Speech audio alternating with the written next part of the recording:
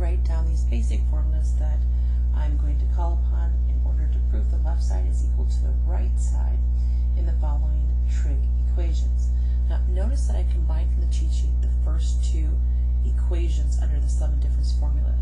So when the sign is a plus b, I will use the plus sign because the plus is on top, and when it's a minus b, I'll use subtraction. Likewise with the cosine, when it's a plus b, there'll be subtraction, positives on top, subtraction, and when it's a minus b, I'll use addition in between these two terms. Let's get started. So this is problem number 11, and I'm going to break this apart. Think of this, if you want, as your a plus your b, a plus b. So I'm going to write down here that this portion is equivalent to the sine of a, so the sine of x, times the cosine of b, which is 2x in this problem, plus the cosine of a times the sine of b. Now think we're in 2 pi's. 2 pi is right here, and so the coordinates at this point would be 1, 0. So what is the cosine at 2 pi? It is 1. This is equivalent to a value of 1. And what is the sine at 2 pi? The sine is equivalent to 0. So sine of x times 1 is simply the sine of x. The cosine of x times 0, well, 0 times any value is simply 0. And now I have the left side equaling the right side. Let's take a look at number 12. Similar, number 12, I'm applying this rule right here. So we have addition. I'm looking at the cosine of a plus b. Okay, here we go. We have, so this is equivalent. Maybe I should do it on the left-hand side to equal the right side. That would make a little more sense. So I have the cosine of a times the cosine of b, and then from that I need to subtract and do the sine of a, not enough room, times the sine of b, and we want that to equal the cosine of x. Just like I did up here in number 11, what is the cosine of 2x? The cosine of 2x is 1, so I have the cosine of x times 1 minus the sine of x times the sine of 2 pi, and the sine of 2 pi is 0. 0 times anything is 0, and I end up with the cosine of x times 1 is simply the cosine of x. That works. Let me move this up and let's look at number 13. Alright, number 13 says the cosine of x plus pi over 4. So when I'm applying the rules, I'm doing the cosine of a plus b. Okay, so I have the cosine of x times the cosine of pi over 4, and this is when we subtract the sine of x times the sine of pi over 4. Now let's think where, and this is what we want it to equal. This is what we want it to try to equal on the right hand side. So we put it right here. Okay, now let's think where pi over 4 is. Pi over 4 is right here at 45 degrees. And we have coordinates of radical 2 over 2 and radical 2 over 2. So the cosine of pi over 4 is radical 2 over 2. So radical 2 over 2, that's this portion, times the cosine of x, minus, and this portion is also radical 2 over 2. Radical 2 over 2 times the sine of x. Now both the front and the back contain the value radical 2 over 2. So I'm going to factor out a radical 2 over 2, and then inside it would be the cosine of x, subtract the sine of x. Okay, 14 is going to be a little bit longer. I'm going to press pause and move my paper. This was a tricky problem, and what I realize is I'm doing all the work, and I'm simplifying as far as possible. But notice that I want to take the left side and simplify it to equal the right side. And so I did the work, a separate piece of paper in advance, and I kept on not getting the right answer, which is right here. I got an answer, and it was correct. It just wasn't fully simplified to this form. So I turned back, looked back into the answer key, and then worked through it. And it's a silly problem, but let's look at this. So we have the sine of alpha plus beta, or a plus b, if that's what you prefer to say, times the sine of alpha subtract beta. So I went through, and using these formulas, I went through first and I added, and then I went back through and I subtracted. And that's what you can see right now on the left side and the right side. Now, before I go any further, I'm going to come off to the side here. And if I gave you this, x plus 3 times x minus 3, it would be my goal at this point in your math career that you would recognize that you didn't have to FOIL it all out and go the front, the outside, the inside, and the last. Hopefully at this point you recognize that when the parentheses are exactly the same, just the signs in between the front term and the back term of both parentheses is different, the insides and the outsides will always be additive inverses. They're going to cancel out. They're going to add up to 0 every single time. So when I look at this, they have the exact same fronts and they have the exact same backs. The only difference is the sign. The same concepts applies. So I'm going to go ahead and I'm going to multiply the fronts and then I'm going to multiply the back. So I get sine squared alpha times cosine squared beta, subtract cosine squared alpha times sine squared beta. Now let me just make sure this is right. Again, you can say A and B if you want, or alpha and beta. So I got sine squared, okay, that looks good. I don't have to do inside and outside. Then I have cosine squared alpha times sine squared beta. Now this is where it gets a little complicated. I'm looking at this, I'm going, I feel confident in this answer, but how am I going to get rid of the cosines to be left with, and there should have been a square here, how am I going to get rid of the cosines to be left simply with this? And so this is where, if we come back to something else here, let me give you another just real quick example. I can write over here. If I provide you with 3x and then I said plus a and minus a, what do we get? We still get 3x because positive a and negative a are additive inverses. They cancel out and I'm still left with 3x. Or I could say 3x plus b minus b. Well, I'm still left with 3x. So you can always, to any value, you can keep the value the same by adding a value, a different value, and its additive inverse. And so that's what they went ahead and did. So I'm going to pull this one off to the side, and it's going to be sine squared alpha times cosine squared beta. We've got that part. And at the very end, I'm going to do cosine squared alpha times sine squared beta. That comes from this portion, that comes from this portion with the subtraction sign. Now in the middle, they were able to identify how could they take two additive inverses, because they need to cancel out like plus b minus b or plus a minus a, that would eventually allow us to factor this using the grouping method. And so what they did is they did plus sine squared alpha sine squared beta minus sine squared alpha sine squared beta. Now notice these are additive inverses. This is just like plus b minus b, plus a minus b. These cancel out and I'm still left with the same thing. So how is that going to help us? Well, when I look at these first two terms, I recognize that I can factor out sine squared alpha, and then what would I be left with? Okay, so sine squared alpha times what quantity equals this first term? Cosine squared beta. Sine squared alpha times what term gives me sine squared alpha, sine squared beta? And that would be plus sine squared beta.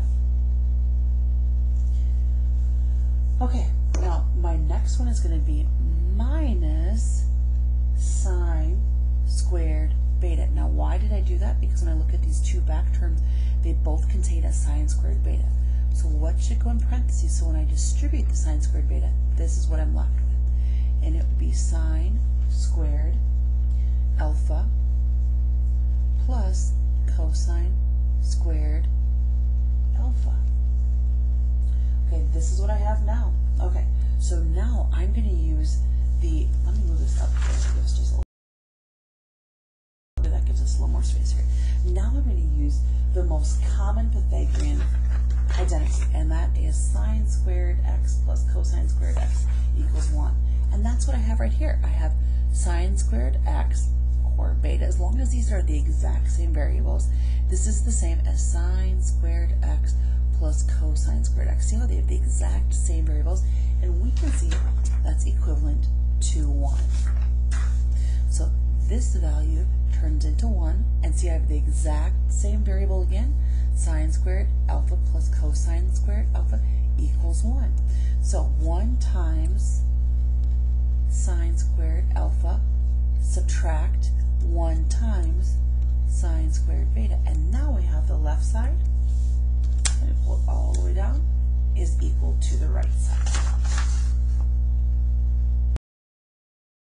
The biggest misconception I see about number 15 is students saw that we have the sign of 2x basically, and so they wanted to write down this, what it's equivalent to, and then say, oh, see, look at the left side equals the right side. They're asking us to prove this. They're asking, how does this really work? So we have the sine of 2 times this angle, and what we're going to do is we're going to break this apart. We know that 2 theta is the same as theta plus theta. So like x plus x is the same as 2x. So on the left-hand side, I'm going to break this apart into the sine of theta plus theta, because theta plus theta is 2 theta.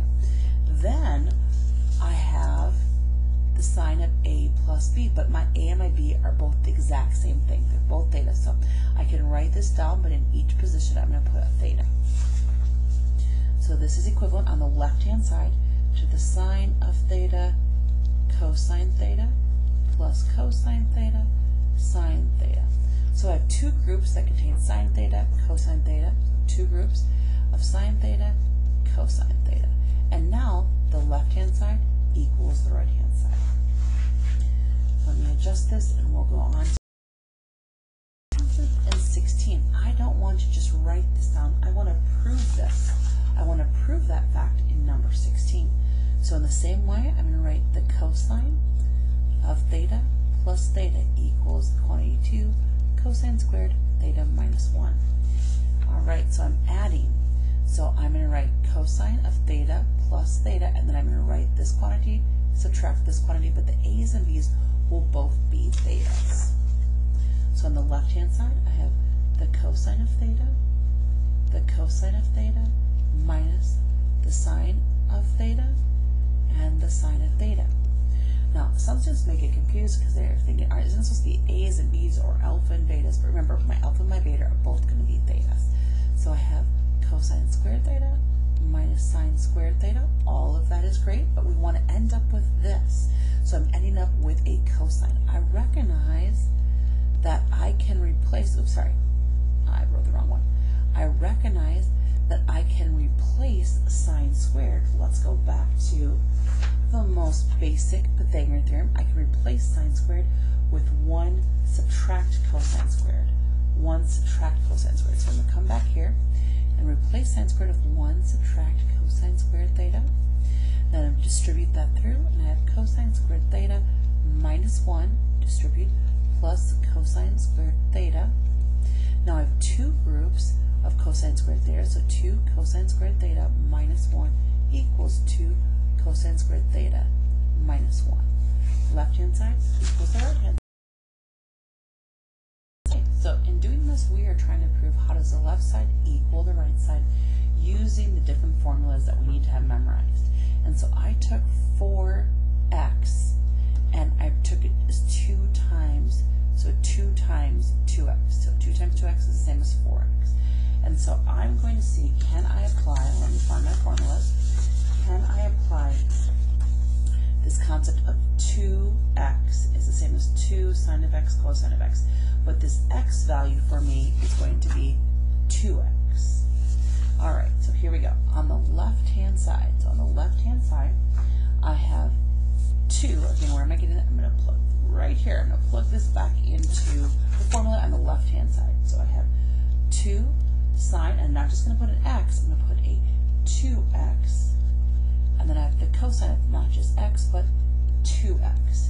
Now I've already proven up above in 15 and 16, I've already gone through and proven what, I've already proven what the sine of 2x or 2 theta equals to, and I've proven already that the sine of 2 theta, cosine of 2 theta equals this side, so I can replace those. Let me bring this back up.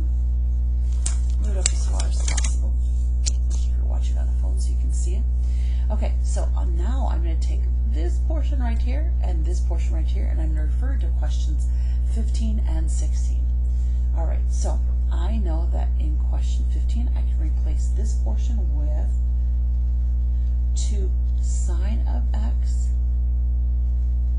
cosine of x, and this portion I can replace with 2 cosine squared x minus 1. Now how do I know when I'm done? I know when I'm done when it equals this. So notice I need 4 sine cosine of x, cosine of x. Well, I already have that. I have 4 sine of x, cosine of x. So I feel really good about the left-hand side. Now this is what I need behind it, and I have a cosine.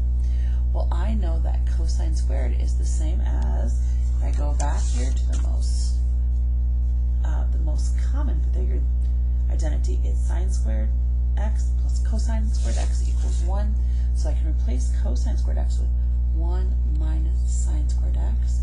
And then behind this, there should have been a 1. I left it blank there. So minus 1. So this portion was taken from 16 because this is what the cosine of 2x equals. And I'm replacing cosine squared with 1 minus sine squared. So I'm going to distribute the 2. And I have 2 minus 2 sine squared x minus 1. Then I'm going to combine like terms. 2 minus 1 is 1. 1 subtract 2 sine squared x. And in front I have 4 sine of x cosine of x. And that's what it's equal to on the left-hand side. For this problem, I took time off to the side, and part of that is I was asking myself cosine of 2x, and I have 3 options. And so I tried working with each of these 3 options until I got it to work. And sometimes a lot of this is just trial and error. So the cosine of 2x, you got to be resilient of this, is equivalent to, so remember, what we want to get to is the left-hand side. Keep that in mind. What we want to get to is the left-hand side. So I'm going to replace this with 2 cosine squared x minus 1. And that's the second option here that we are memorizing. All right, and I'm going to write it under what I'm provided, which is sine squared. And now remember, this has to be evenly shared with the left and the right-hand side. So I have 2 cosine squared x over sine squared x minus 1 over sine squared x. Now cosine squared over sine squared is the same as the cotangent squared, and 1 over sine squared, let me move this up, 1 over sine squared is equal to the cosecant squared. That's equal to cosecant squared.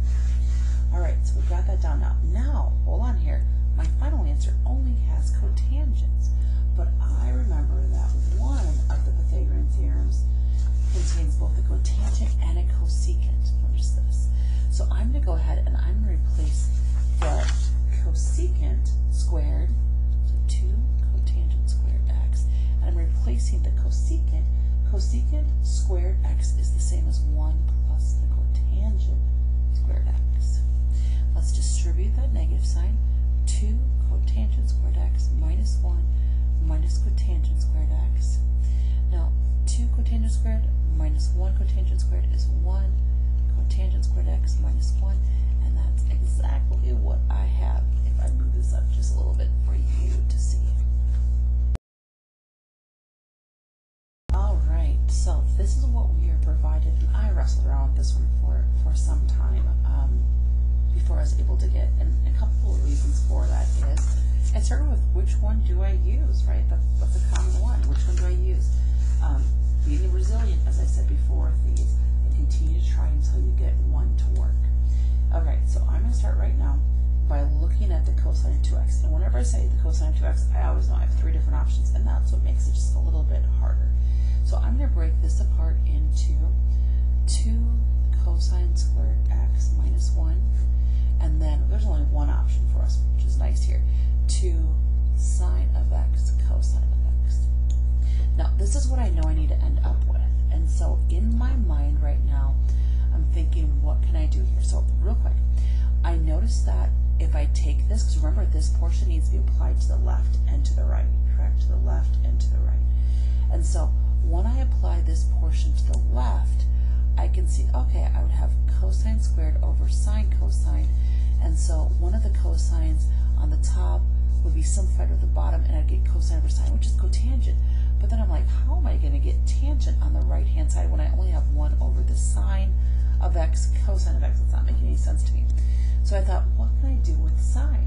So I remember that 1, and there's different things that it can be, but 1 is equivalent to sine squared x plus cosine squared x.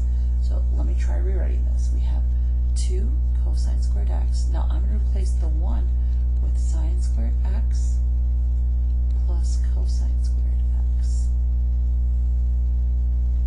Writing that all over the 2 sine of x, cosine of x. Now after this point, the algebra really isn't that difficult. I'm going to distribute the negative sign to have 2 cosine squared x minus sine squared x minus cosine squared x. 2 cosine squared x subtract 1 cosine squared x is 1 cosine, I'll only work at the numerator right now, minus 1 sine squared x. Okay, so that's my numerator. Now the denominator remains the exact same thing. 2 sine of x cosine of x. Now there's one term on the bottom that needs to be shared equally with both the left and the right hand side, so that's what I'm going to take care of next. So, and you know what? I noticed that a 2 is left right here. Yeah, there's a 2 on the bottom. So before I even share this with the left and the right, I'm going to factor out a 1/2 and just leave it there. Alright, now let's share this portion because I factored out the 1/2. Let's share this portion with the left. So cosine squared, which by the way, that's cosine of x times cosine of x. 2 cosines is cosine squared. On the bottom is sine of x, cosine of x. Now why didn't I put the 2 there? Because I factored it out. Subtract, sine squared is sine of x times sine of x. And on the bottom, I have sine of x times the cosine of x. So cosine and cosine cancel. Cosine over sine is the same as cotangent. And now sine and sine cancel, and sine over cosine is the same as tangent. So to me, this is perfect, but I want to put it in the same form that we want to achieve. So I'm going to distribute this back in with 2 being on the bottom, and I have the cotangent. Let me move it up just a little bit for you. Just a little bit. I have the cotangent of x minus the tangent of x all divided by 2.